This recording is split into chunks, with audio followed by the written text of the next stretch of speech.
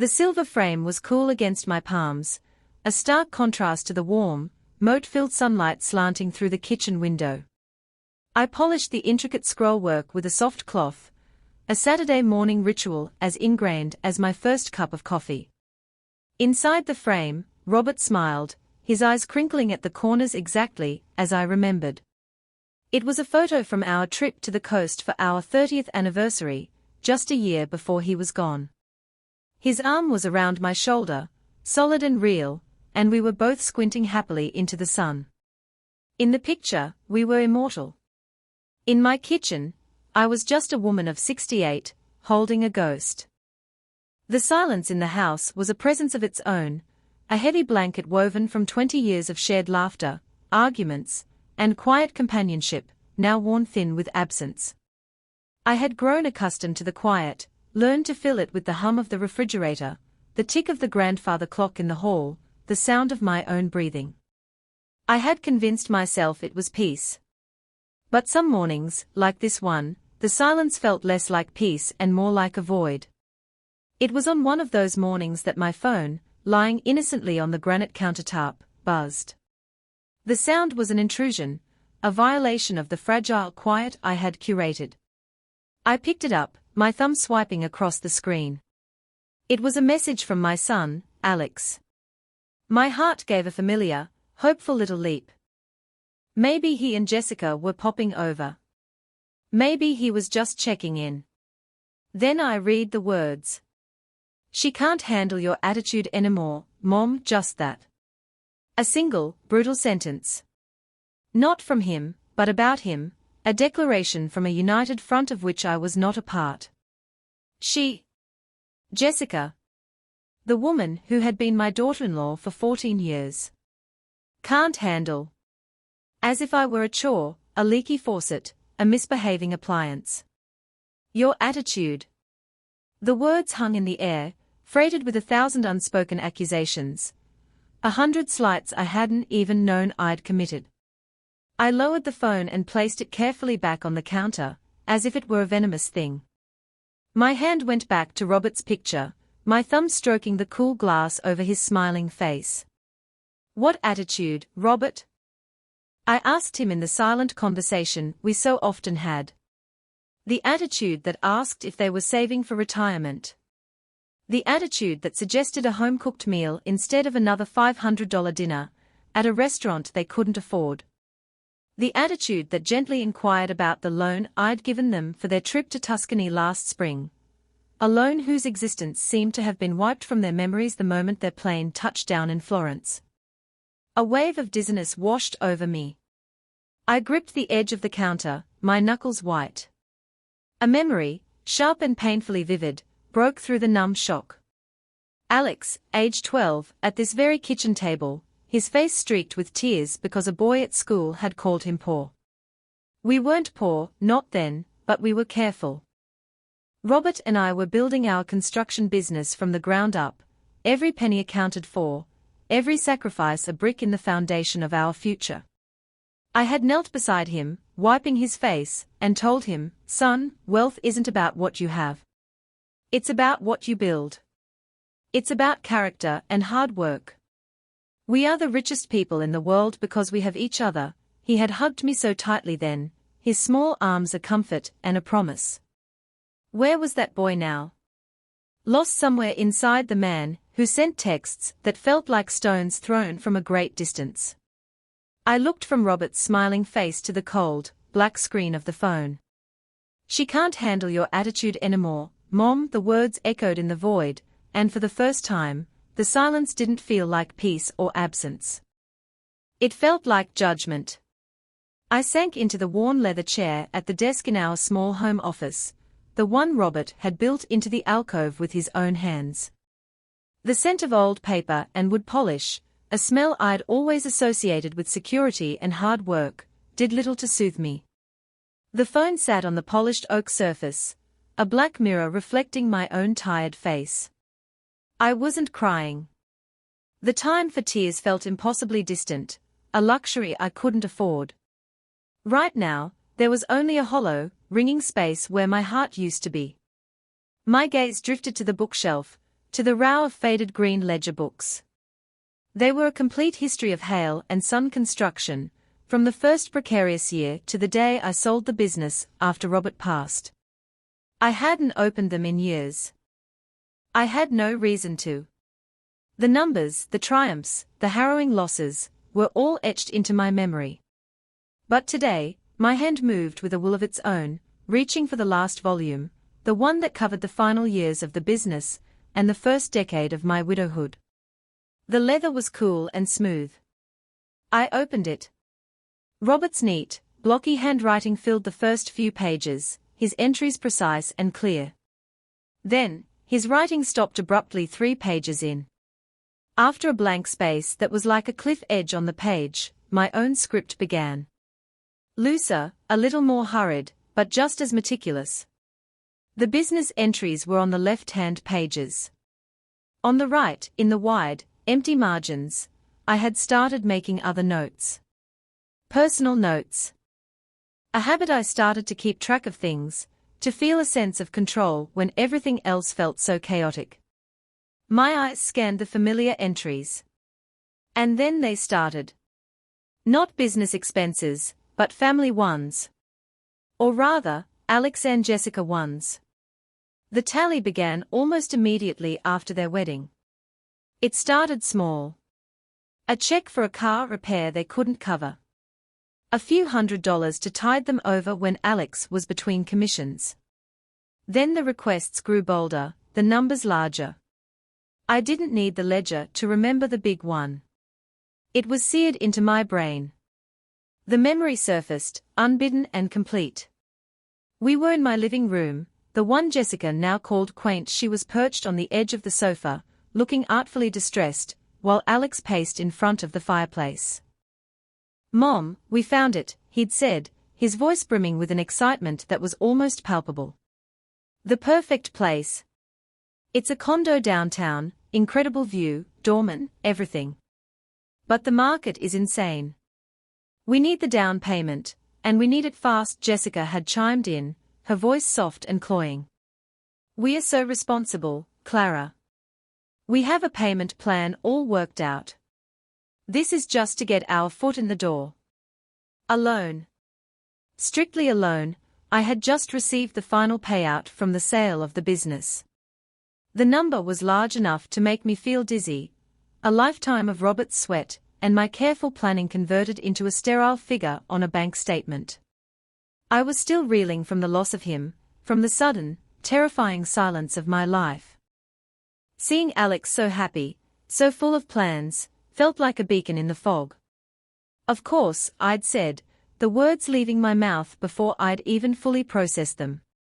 "Whatever you need, $75,000. I wrote the check that afternoon. We even signed a piece of paper I'd typed up, a simple promissory note. Alex had laughed as he signed it. "So formal, Mom," I'd smiled and tucked it away. "A formality." I flipped a page in the ledger, my finger tracing a line in the margin. A&J condo loan $75,000 beneath it, another entry. Alex new car $32,000 and another. And another. The attitude they couldn't handle, I thought with a sudden, chilling clarity, was the dawning realization in my voice that the bank was running low. My attitude was the quiet question mark I'd started placing at the end of their requests. My attitude was my failure to keep smiling and writing checks, as if the well was bottomless. The text message wasn't about my tone or my personality. It was a warning shot. It was the debtors telling the creditor to back off, before the creditor even realized she was a creditor. She thought she was just a mother. The ledger felt heavier in my hands now, its physical weight a fraction of the emotional burden it represented. Each page I turned was a paper cut to the soul, a stark, black and white accounting of my own foolish generosity. I pulled a yellow legal pad from the desk drawer and a pen. I needed to see it all in one place, a single, damning column of figures. The condo loan was first. $75,000. The ink was dark and absolute on the yellow paper. Then the car for Alex, after he'd complained his old one was unreliable and bad for his image as a real estate agent. He'd picked out a sleek, imported sedan. I'd paid for it outright, a graduation gift for a master's program he never finished, $32,000. My pen scratched across the pad. Then came Jessica's great ambition, the boutique. I could still picture her spreading blueprints and fabric swatches across my dining room table. It was to be called J-Adore, a curated collection of ethically sourced, minimalist homewares. The concept was vague, the business plan even vaguer. It's about a lifestyle, Clara, she had explained, her tone patient, as if speaking to a child. It's not about profit margins and inventory, it's about creating a brand, a feeling. I, who had spent 40 years managing payroll, negotiating with suppliers, and balancing accounts for a business that built tangible things, houses, offices, futures, had tried to offer some practical advice. Have you accounted for overhead, Jessica? The rent on that street is astronomical. And your supply chain seems very complex. She had given me a tight, pitying smile. Oh, Clara. The new economy is different. It's more fluid. You wouldn't understand, the memory burned. My advice, born of decades of experience, was dismissed as the ramblings of an out-of-touch old woman. My check, however, was perfectly modern and acceptable. She needed $50,000 for startup capital. She assured me the venture capital investors were just around the corner. The boutique lasted 11 months. The investors never materialized. When it folded, she'd cried on Alex's shoulder about the cruelties of the market, and I received neither an apology nor a single dollar of the loan back. I wrote it on the legal pad, $50,000. My hand was starting to ache. I kept going. The trips. The credit card bailouts. There was the emergency wire transfer to Paris when their card was declined at a Michelin-starred restaurant. The loan for a couple's wellness retreat in Bali that was critical for their mental health. The endless stream of smaller requests, always framed as temporary emergencies, always forgotten as soon as the crisis passed. I tallied up 17 separate international transfers over 5 years. The total came to just over $28,000. Each one had been a betrayal disguised as a request for help. They never saw the pattern, or if they did, they chose to ignore it. To them, I wasn't a person with my own needs and a finite amount of money that Robert and I had worked our fingers to the bone for. I was a utility.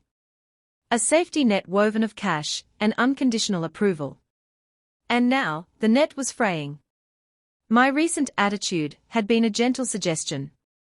When Alex had called last month, talking about a ski trip to Aspen, I had finally said it. Alex, honey, that sounds wonderful. But we need to talk about your finances. The money I've given you, it's not infinite. Maybe it's time you and Jessica started a real budget. There had been a shocked silence on the other end of the line. Then a clipped, "We're fine, Mom. I'll figure it out." He'd hung up shortly after. That was my crime. That was the attitude. It wasn't negativity. It wasn't control. It was the sound of a door, which had been wide open for 14 years, slowly beginning to creak shut. And they couldn't handle it. Just as I was about to add another damning figure to my list, the dental school loan for Alex that ended with him dropping out after one semester, the phone rang.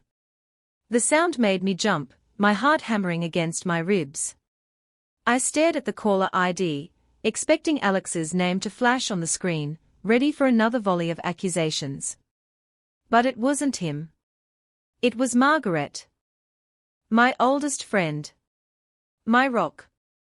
We'd known each other since before Robert and I were even married. She had been my maid of honor, the first person to hold Alex when he was born, and the one who held me up at Robert's funeral.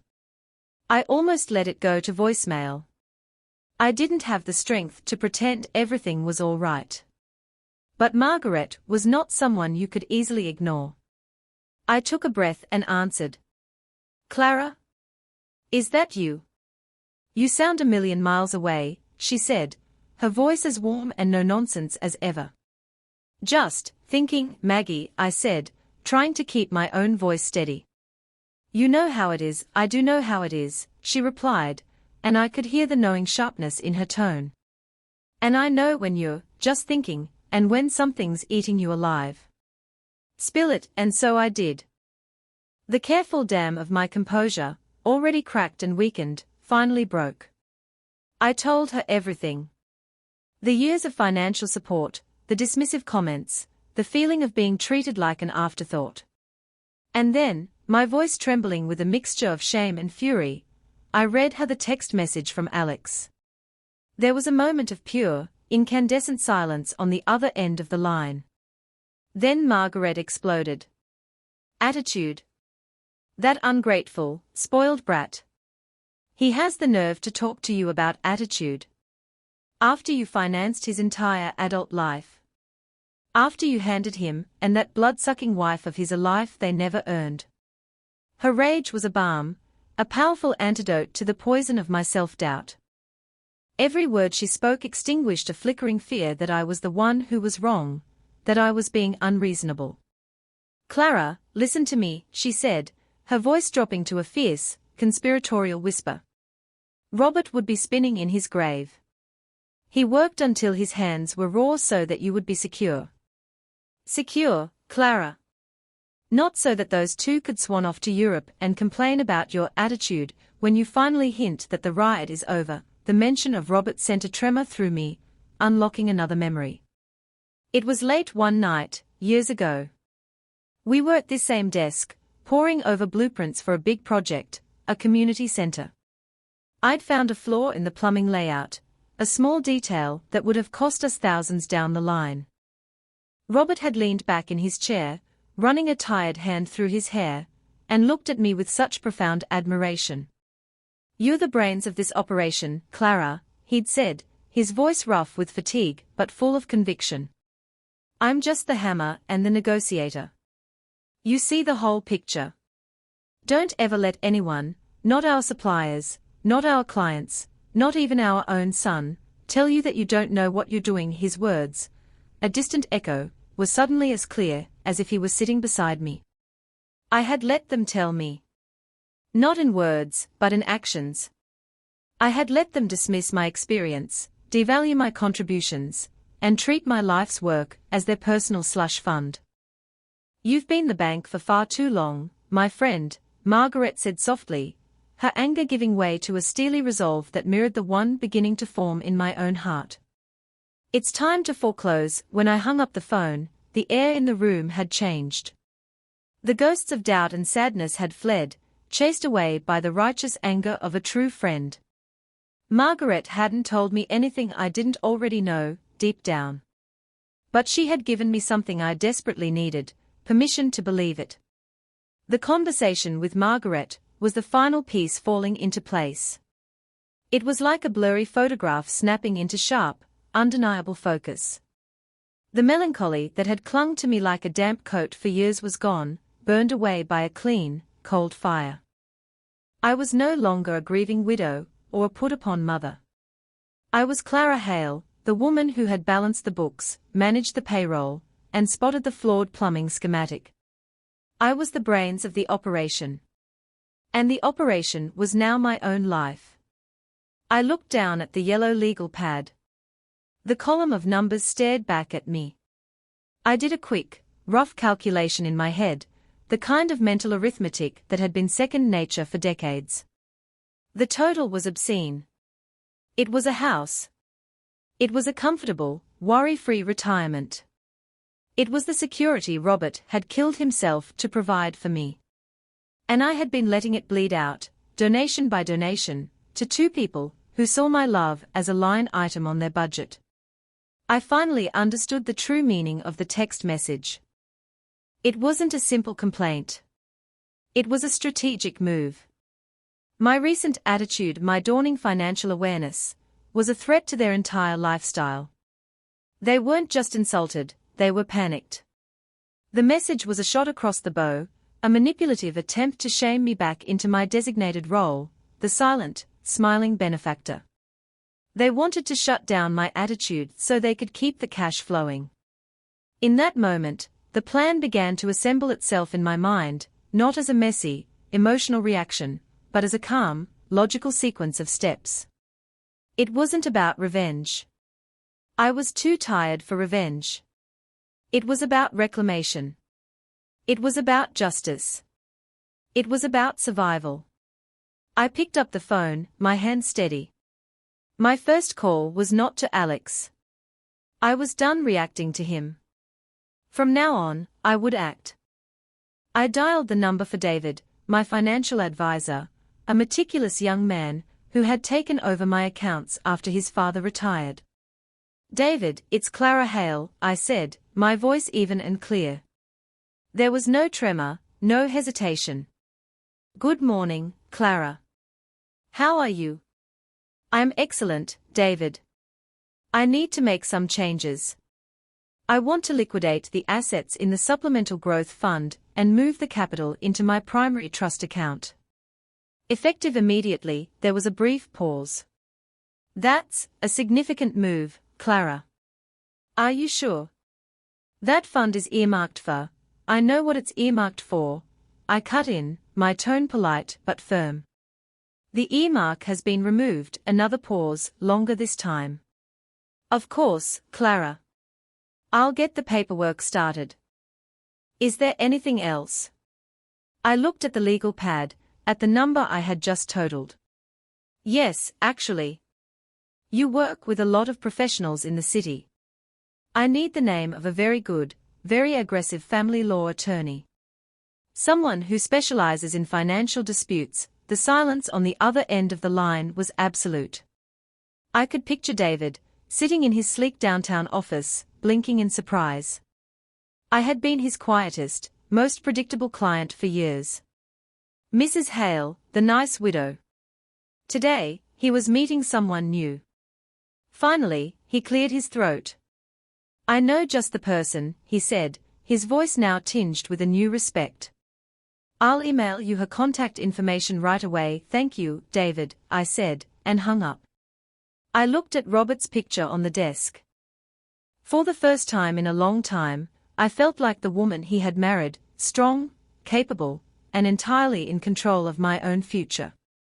The days that followed were a whirlwind of focused activity.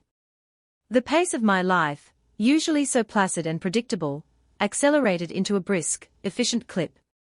It was energizing.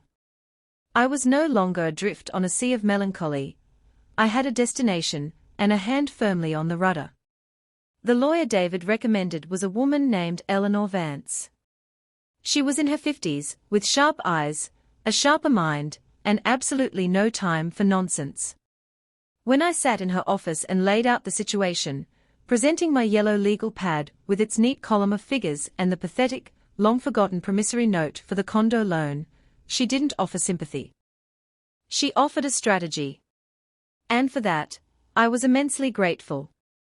"This is depressingly common, Mrs. Hale," she'd said, tapping a perfectly manicured finger on the promissory note. "They mistake kindness for weakness and generosity for entitlement. The note is our cornerstone.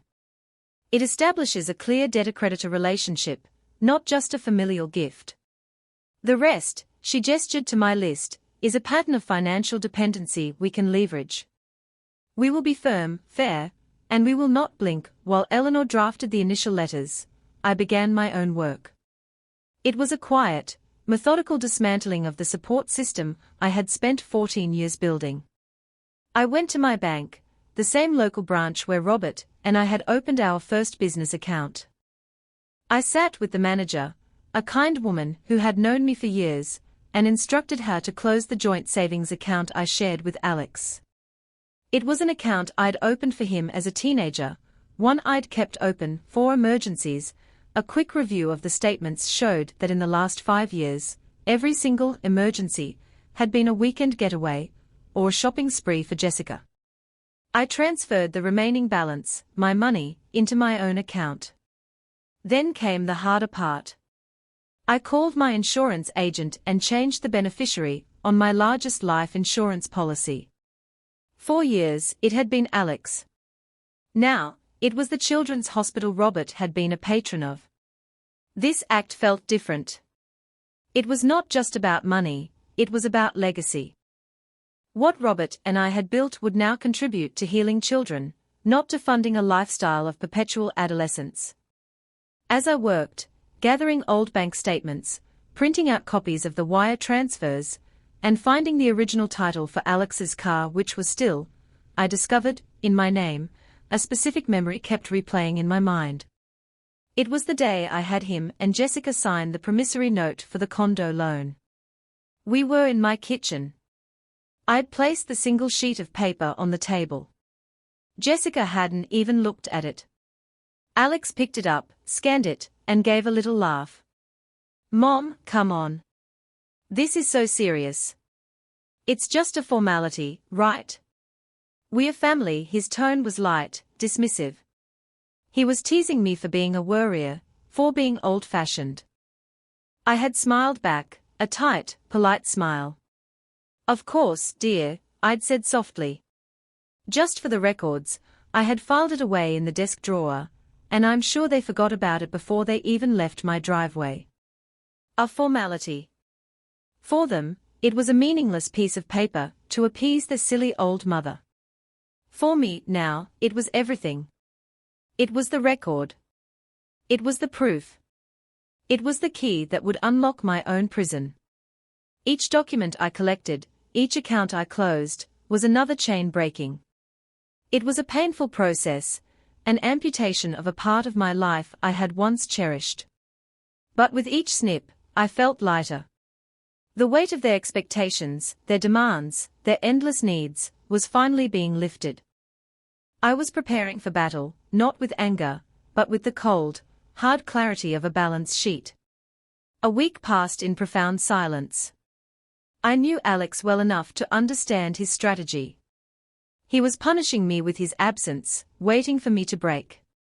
He expected a frantic, tearful phone call, an apology for my mysterious attitude, and a swift return to the status quo. He had been a master of the silent treatment since he was a teenager, and it had always worked. It would not work this time. He was waiting for me to call him, but I was waiting for my lawyer. Eleanor Vance did not disappoint.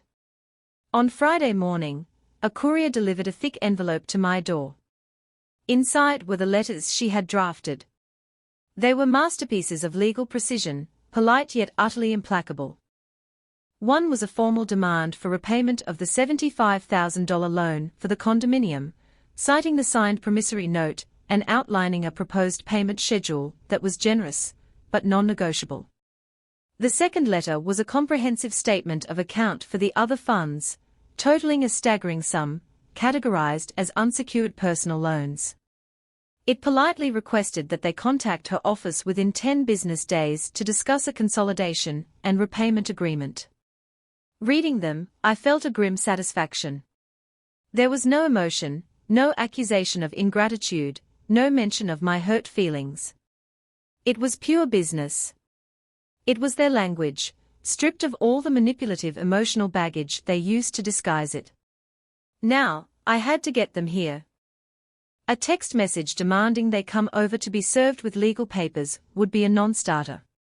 They would simply ignore it and hire their own lawyer, turning this into a long, ugly war of attrition. No, I needed them here, in my house, on my territory, before they knew what was happening. I needed to set the stage myself. The bait had to be perfect. After much thought, I picked up my phone, my thumb hovering over Alex's name. I typed out a message, deleting and rephrasing it several times until it struck just the right note of maternal concern and vague importance. "Alex, there are some financial documents I need you and Jessica to sign regarding the estate. Could you both please come over on Sunday afternoon? It's important." The key word was estate to them. My estate was a future windfall, a treasure chest they had been patiently waiting to inherit. The word implied wills, trusts, and money flowing in their direction. It would bypass their resentment and appeal directly to their greed. It was a trap, and a deeply cynical one, but I felt no shame.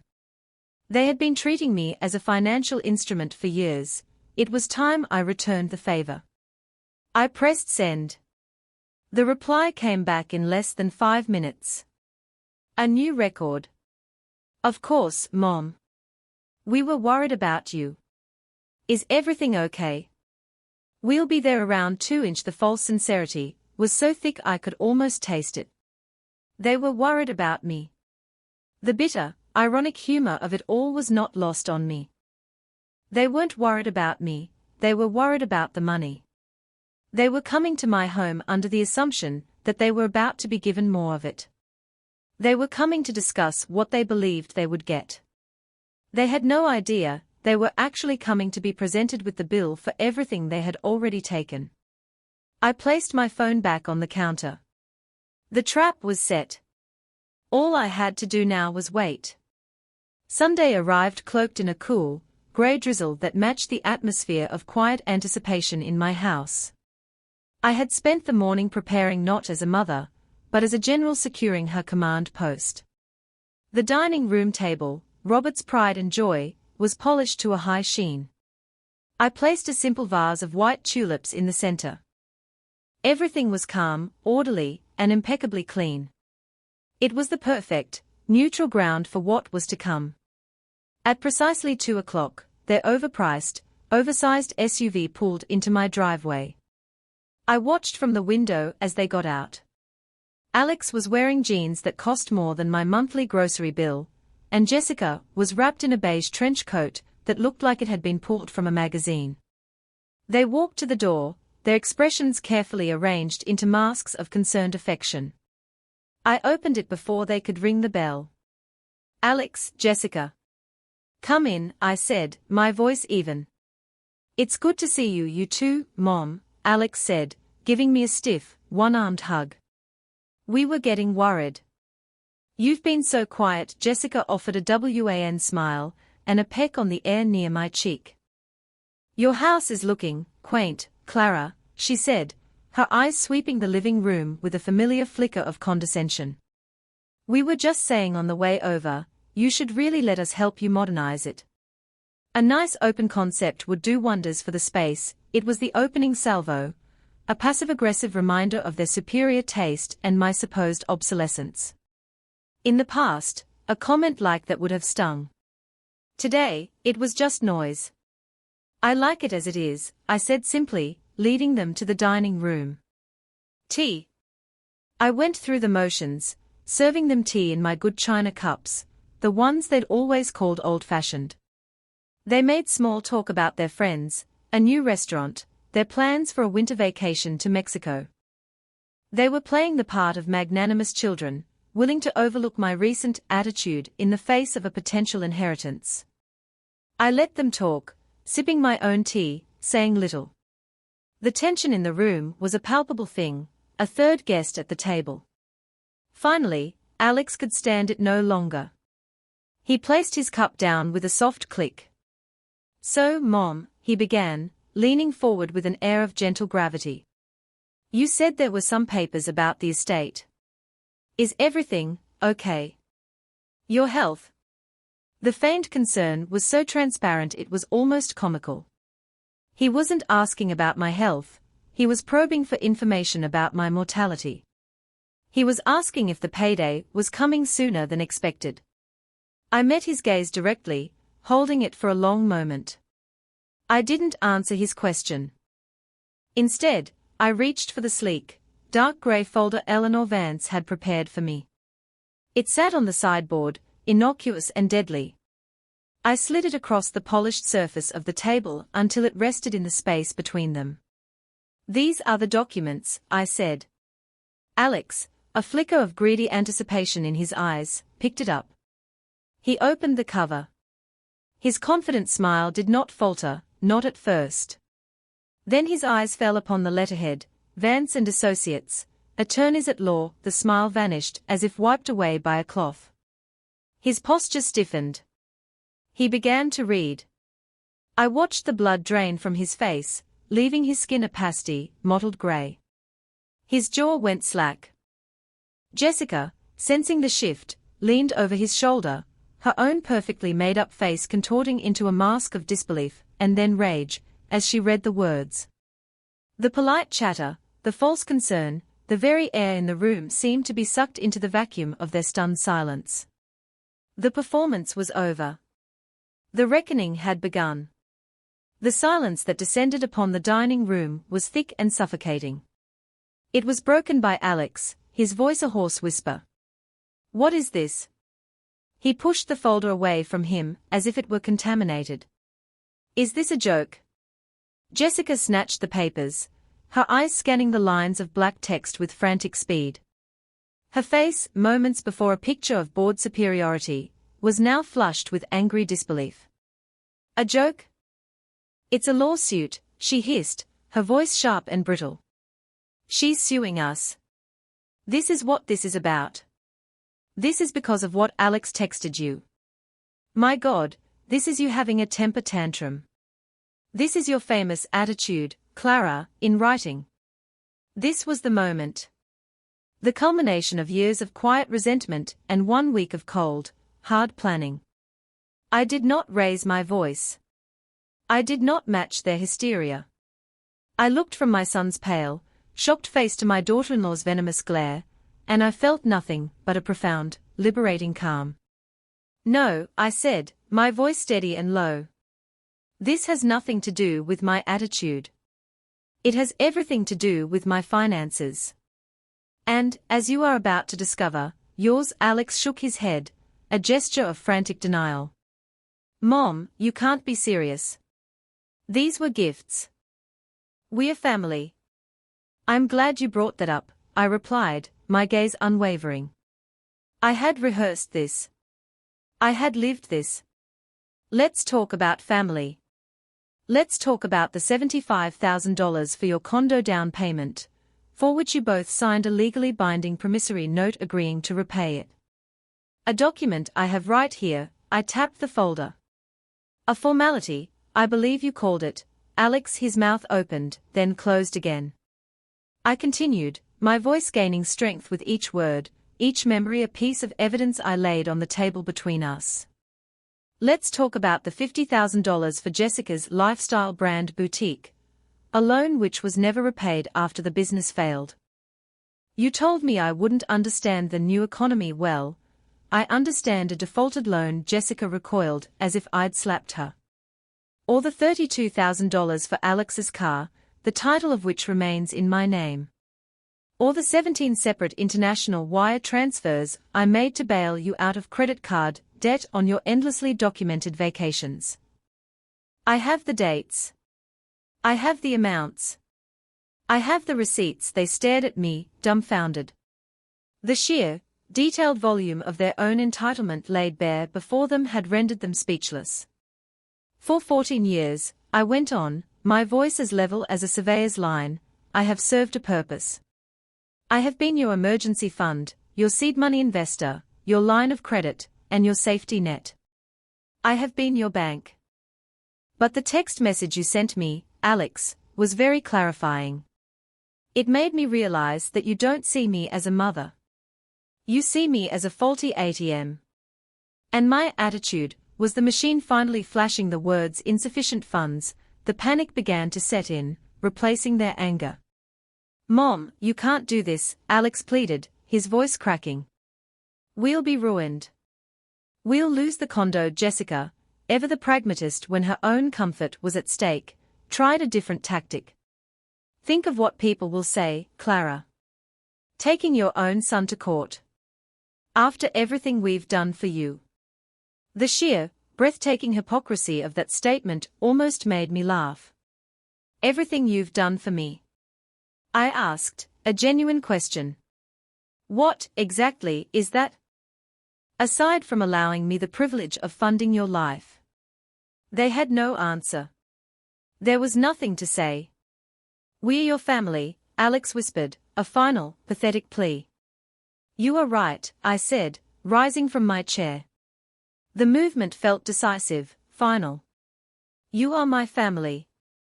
And I am your mother, not your financial institution." The attitude that she can't handle is the sound of me saying no. I suggest you both get used to it. The bank is now, officially, closed. You can speak to my lawyer. They left without another word. The fury had evaporated, replaced by a stunned, hollowed-out shock. The front door clicked shut behind them, and the silence that filled the house this time was different. It was not the silence of absence or loneliness. It was the silence of stillness, of peace. It was the sound of a storm that had finally passed. I stood in the dining room for a long time, looking at the 2 teacups they had left behind, a faint smudge of Jessica's lipstick on one rim. I picked them up, carried them to the kitchen, and washed them, the simple, mundane act feeling like a cleansing ritual. A great weight had been lifted from my shoulders, a burden I hadn't even realized I was carrying until it was gone. It was the weight of expectation, of unspoken obligation, of constantly managing their feelings and their finances at the expense of my own. There was a pang of sadness, a deep, aching grief for the relationship I thought I had with my son, for the boy who had once hugged me and believed that character was more important than money. I had to accept that that boy was gone, and the man who remained was a stranger to me. But that sadness was a clean wound, not a festering one. It was a grief for something that was already dead.